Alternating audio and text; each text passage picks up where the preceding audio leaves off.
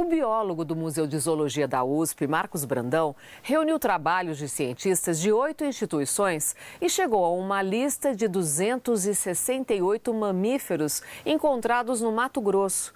O estudo é importante porque o estado, com alta diversidade biológica, não tem uma lista de espécies ameaçadas de extinção.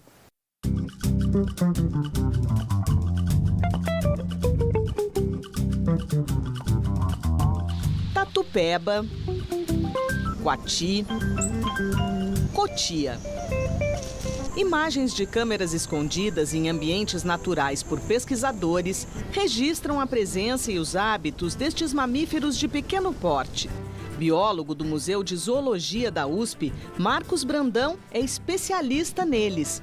Roedores como o rato da árvore e marsupiais como a cuíca d'água, único animal no mundo entre os marsupiais que tem hábitos semiaquáticos. Eles são animais que têm um período de gestação curto, né, e a grande parte do desenvolvimento do animal se tem no marsúpio ou nas tetas da mamãe, né? E os roedores? Bom, os roedores eles variam bastante de tamanho, desde animais de poucas gramas até a capivara, que são os maiores roedores que tem no planeta Terra hoje em dia, né? Mas no caso do meu estudo, a gente estuda só os de pequeno porte.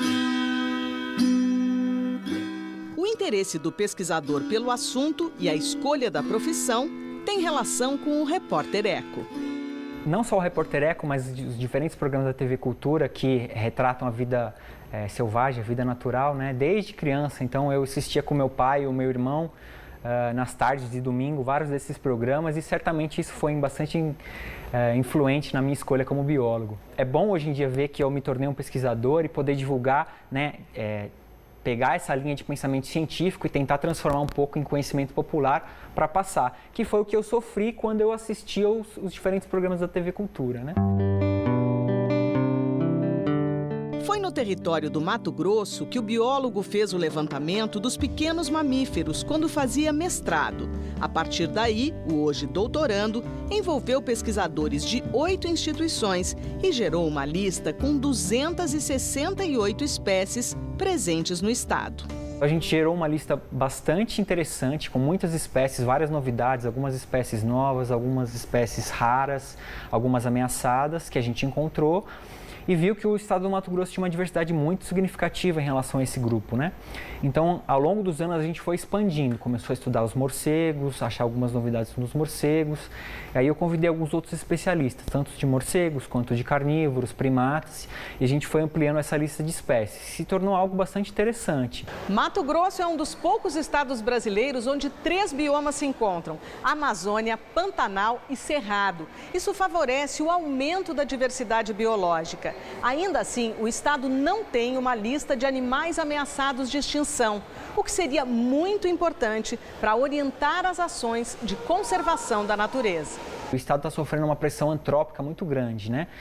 Em relação à agricultura, a desmatamento, a atropelamentos em rodovias, caça também. Eu creio que no futuro estabelecer regiões prioritárias para a conservação, né? Tendo em vista que a gente conhece mais ou menos, né, a princípio, o padrão de distribuição dessas espécies que a gente listou, definir áreas de conservação eu acho que é o essencial, porque sem essas áreas, não importa que a gente tenha uma lista de espécies de mamíferos, o que importa é que a gente conserve elas, né? Por que a gente não deveria perder essas espécies? Olha, são espécies únicas que desempenham diferentes papéis ecológicos nos biomas em que elas ocorrem, né? Então, desde dispersão das sementes, controle da comunidade de animais como um todo, enfim, a gente pode elencar uma série de conjunto de fatores que certamente, embora de forma indireta, mas elas influenciam na vida de qualquer pessoa, tanto lá no estado do Mato Grosso como um todo, como aqui em São Paulo, né? Afinal, por exemplo, a umidade da chuva da Amazônica, ela chega até aqui, enfim, são inúmeros os fatores que o clima gera na nossa vida, né?